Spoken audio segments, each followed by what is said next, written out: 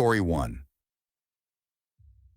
A fellow is looking to be married to one of the rich merchant's daughters to gain the fortune that would come with her. Fortunately, the merchant had an unmarried daughter still, so the fellow begins to court her. The first thing he noticed is that she had a solid gold right arm. She lost it in a childhood accident, and her father had a golden arm forged for her. Seeing this as a sign of extreme wealth, he continued courting her, making her believe he truly loved her and not for her father's money. In turn, she fell deeply in love with him. They get married, and the fellow is given his riches, along with part of the merchant business his now father-in-law owned, thus giving him more money. However, he soon realized his wife was now of no real use, so he ignored her, gave her gifts, and had dinner with her, but the love he said he felt had disappeared. Angry and heartbroken, the daughter accused him of marrying her for her money, which he boldly states, of course. She was furious, screaming about going to tell her father what a scoundrel he truly was, and their riches would be stripped away along with his job. This angered the fellow. After all, he worked so hard to get here, and he wasn't going to let her take it away. So he pushed her down the cellar stairs and let her snap her neck on the stone. He pleads heartbroken to the grief-stricken father, losing his most favorite daughter, the fellow's riches intact. The fellow and family hold a funeral for the daughter and weep and cry. When it was but him and his dead wife, he opened the casket and pulled out a saw, for she did not need her golden arm in the grave. That night, he slept with the arm under his pillow, not wanting even the servants to see it before he melts it down into bars. He slept soundly until a voice like the wind asks, "Where's my golden arm?" Slow and far away, the voice echoed through the sleeping house, so quiet he thought it was just a draft. Until the voice came again, closer and louder this time, as it down the hall. "Where's my golden arm?" Sitting up, the fellow looked around fearfully, too scared to do anything as he hears again much closer. "Where's my golden arm?" He felt heat on his back and a movement from under his pillow, but he was too scared to look away from the door as he hears again. Just outside the frame, the wail of, "Where's my golden arm?" It felt like hellfire on his back as he felt the hot metal of the hand on his back, seemingly crawling on its own as he watches the doorknob turn. The maid found his body that morning, face frozen in horror and hair a bright white, hands still clutching the sheets around his body. But the strangest thing was that his dead wife's golden arm was on his chest, hand wrapped tightly around his throat. Story 2. One year, a group of us went camping in Kearney, Ontario, where we always go camping. Whenever we go, we always form our tents in a big circle, with the fire pit in the middle of us. We've been drinking, smoking a few joints, and a few of us were tripping balls on shrooms. The first night we were there, this guy randomly walks into our circle, introduces himself, I can't remember the name he gave, that he was in the military and decided to take some vacation to camp out a bit. He asked if he could join our fire, as it was getting late, and he didn't buy any firewood. Being the friendly stone people we are, we let him join our fire. He even pitched in some money for the firewood. The night went on, and we all were having a good time. One by one, our group started heading off to bed, me being either the second or third. I remember waking up to the sound of someone talking and the fire being started. It was 4 a.m. I peeped out of my tent and saw the random just sitting on a log by the fire talking to himself. Still tripping on shrooms, I thought to myself, I am in no condition to deal with this, and chalked it up to me just tripping out. I wake up the next day and everyone is still alive, thankfully, and the fire is smoldering. We looked to the next campsite, where the random was staying, and it was spotless. No garbage, no tracks on the trail around the site, no nothing. We all started talking about him, just to be sure we all saw him. Through talking, we managed to figure out that he must not have slept at all. The last 2 of our group passed out just after 3:30 a.m. The first person got up just after 6 a.m. and noticed he was gone. The rest of the camping trip went well, and we all went home. Fast forward maybe 4 or 5 years, I flip on the news and there is a picture of someone I could swear I recognize. He was arrested for a bunch of crimes, including rape and murder. Guess who it was? It was the random guy who joined our fire.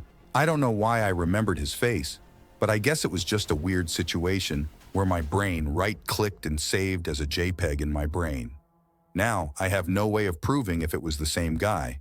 We didn't take any pictures of the random, but the picture jump-started my memory and made me instantly remember the weird random fire joiner. Either that, or they looked identical to the same person. Either way was creepy. Story 3.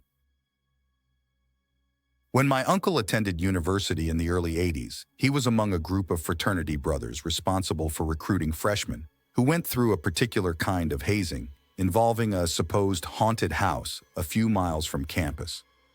An old 3-story Victorian-style mansion was left abandoned and withering away to the elements after, rumor has it, the father of the family that resided within had one day gone mad and murdered his wife and 3 children with a hatchet and then hung himself from the 2nd-story stairwell.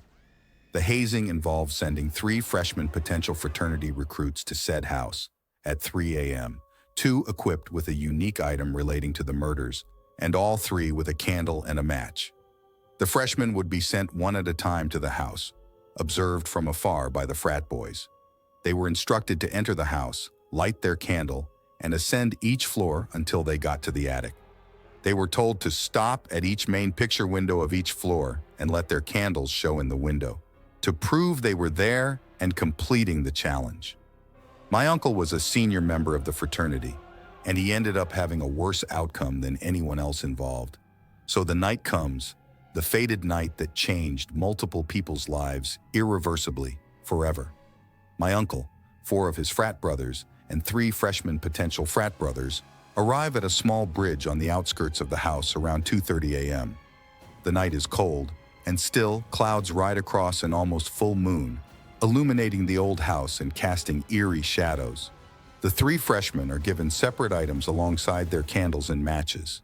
The first gets a hatchet, representing the murder weapon. The second is given a rope, representing the suicide method. The third is given a second match because he's told it's almost certain his candle will not burn true after the first 2 ascend the stairs and disturb the spirits.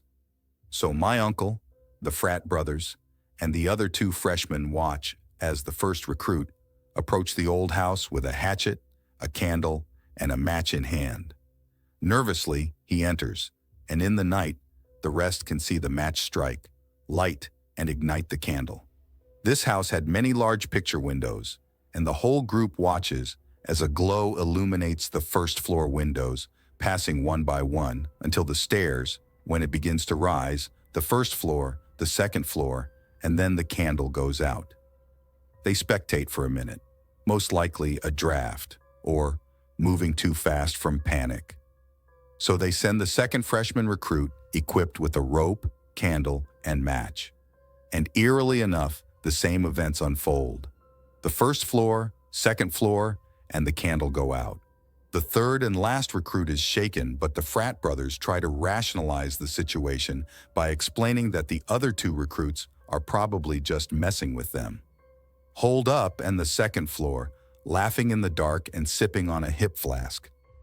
My uncle says he didn't believe this, but he just laughed and agreed to ease the tension. So they send the 3rd freshman to investigate, give his buddies a kick in the ass, and remind them that they can't join the frat unless they make it to the attic and prove it with the candle glowing in the window. With nothing but a candle and 2 matches, the 3rd visibly trembling freshman approaches the house, gives an apprehensive look back to the group, then enters. Again it happens, the same thing, first floor, second floor, and the candle goes out. It doesn't relight, despite the second match. My uncle and his buddies are perplexed. Do these guys just not want to join the frat? Are they just screwing with them to be cocky or prove something? It's got to be freezing, dark, and miserable in that old house. What do they have to gain? So they wait, and wait, and wait. 2 hours have passed. The beer has all been drunk, and my uncle and his frat buddies are just annoyed at this point. So they say, fuck it, leave me. Let the freshmen enjoy their little prank and sit in the cold and dark, not going to give them the satisfaction. So they go back to the dorm and sleep it off, eager to see the freshman recruits the next day and inform them that they failed the test and hope it was worth it. But the freshman never shows up. They still haven't shown up the next day either. Nervous, my uncle and his buddies decide to investigate the old house before getting the police involved, and potentially a massive scandal. Well, what they found, my uncle never forgot or forgave himself. At the top of the second-floor stairway, they found the first freshman, face down in a pool of blood with the hatchet buried in his head. Hanging by the rope he brought was the second freshman, dangling from the second-floor railing. Panicked and horrified, they called the police.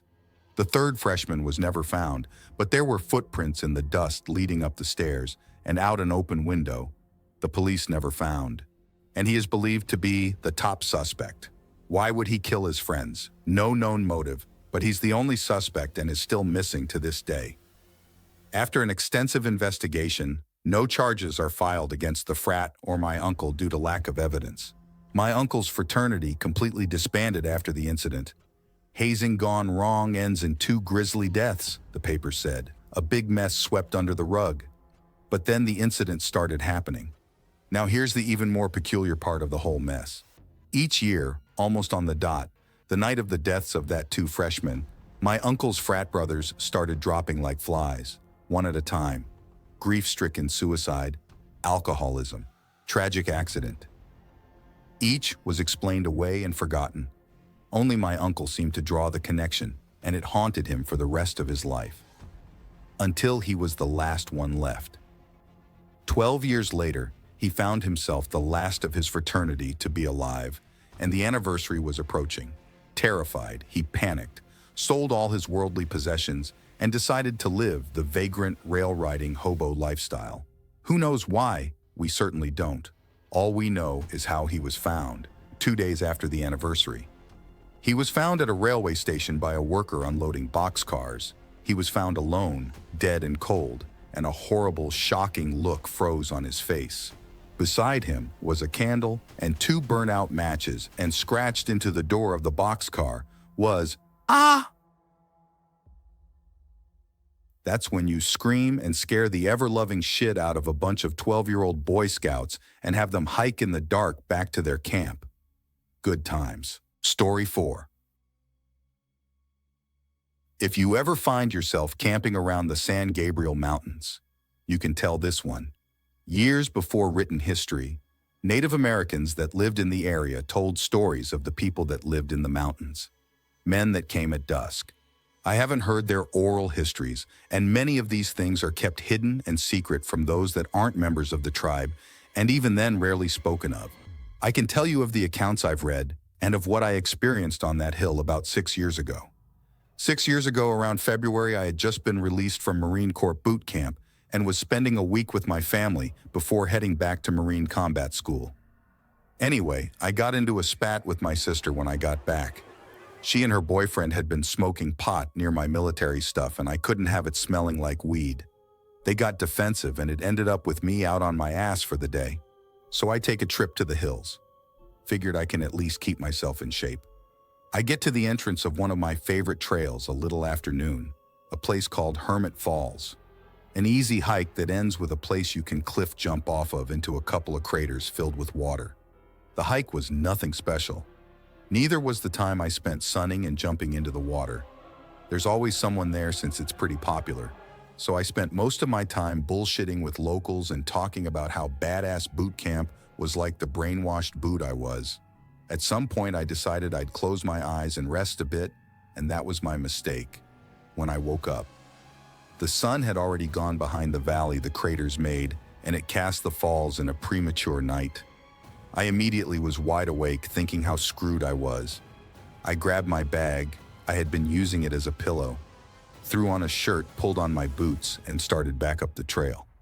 I patted myself down as I was walking down, making sure I hadn't left anything, and looked back to give the ground a quick search when my throat caught. I'd gotten up high enough that the red of the sun over the valley was just visible. Standing in a semicircle around the falls were 5 motionless men, completely shadowed by the red light behind them. Then I heard a shuffle of bushes behind me and flipped around thinking I was going to be attacked. Instead, on the other side of the river that led into the falls was another man, still shrouded by shadow, but more detailed. I could see a hat long-brimmed, and he carried a walking stick in one hand. He extended a hand and beckoned, before turning and disappearing without noise into the brush. Momentarily stunned, I looked back to where the other 5 had been, but the sunlight had faded completely, and even if they'd still been there, I wouldn't have been able to make them out. Then, like a pop, the sound of crickets and frogs came out of nowhere, like they'd always been there, but the noise had been suppressed. I ran back to my car, went home, and didn't talk about it until a few years after that when a buddy of mine mentioned the shadow people. I told him, and we looked into it together, found articles and articles on them. They show up all over the country, but the one with the walking stick, has been sighted multiple times in the mountains of California. There's a lot of lore around him, and most of it is Native American, though I can't remember the tribe or tribes. If you take the time to look into it, you'll see what I mean. Sometimes I wonder what would have happened had I followed him. Most of the time, I try not to think about it. Story 5. My father was a man of extensive creative talents, prone to the odd tale of whimsy and horror as the mood might take him. I recall one story in particular, seared into my memory and pierced the veil of time to visit me on occasion even now. It spoke of a civilization that hung on the precipice, how the city teetered on the edge of disaster, the waves of destruction crashing into the shoals beneath the cliff it resided upon. All of the people in this civilization saw the threat and were fully aware of the impending doom, but they did nothing to halt its progress. The challenge resided in their need to rely upon each other, to place the concerns of the future above the trivial but more immediate desires of the present. They consoled themselves by protesting that the city upon the cliff had stood for generations, and it had never fallen into the sea. Surely it would last for a generation longer. There was no need to change their behavior now, with history being so eloquent an excuse to continue as they had. And so they built as those who had come before they had built. The buildings grew higher. The wells bore deeper. The people and their things became ever more numerous. Each person added the merest feather to the load, and each believed their feather could surely not be responsible for any consequences. It was but a feather. A feather would not break the earth, could not be the final burden that broke the soil beneath the city and caused it to tumble into the sea.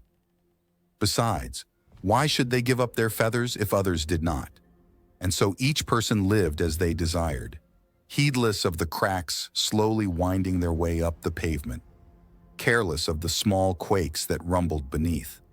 They paid no mind to these inconvenient harbingers, for there were things to build, desires to fulfill, dreams to live that could not be forestalled in favor of imagined nightmares far off. The city grew and grew, each living for themselves. A great collection of individuals, but not a society. A civilization of humans without humanity. Feather upon feather was added. Then came the final feather.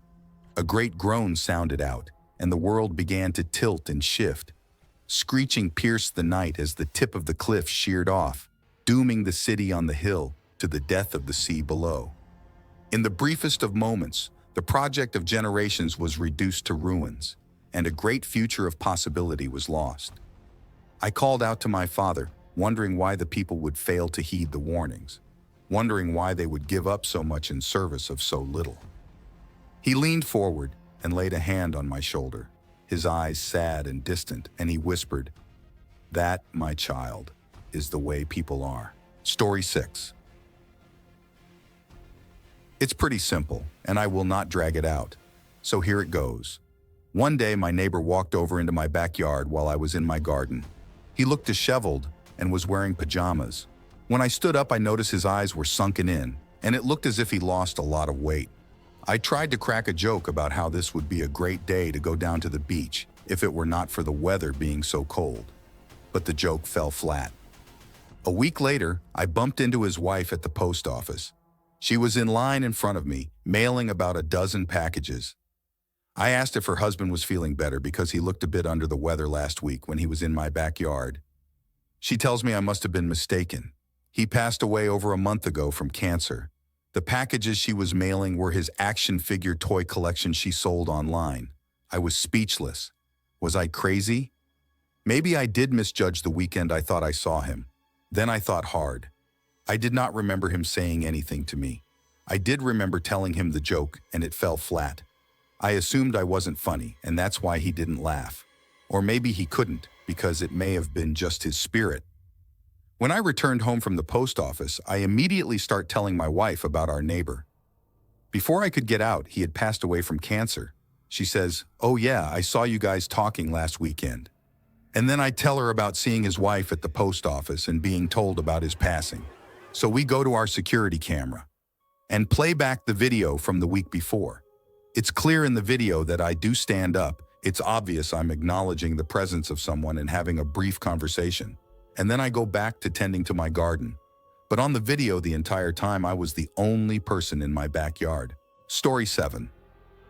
There were a couple that was, as far as I know, unique to the church camp, Camp Gaylor Maxon, I went to as a kid.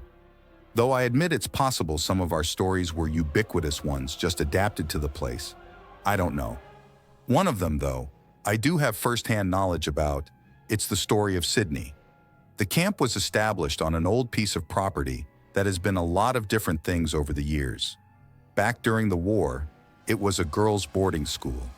One girl who was there was deeply in love with a boy who had gone off to fight. They exchanged letters constantly, until one day the letters stopped coming.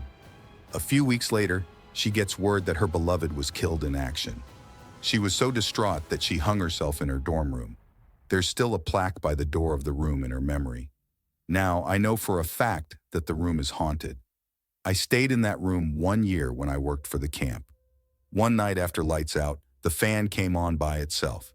It started spinning faster and faster until it started wobbling hard, acting like it was about to fall off.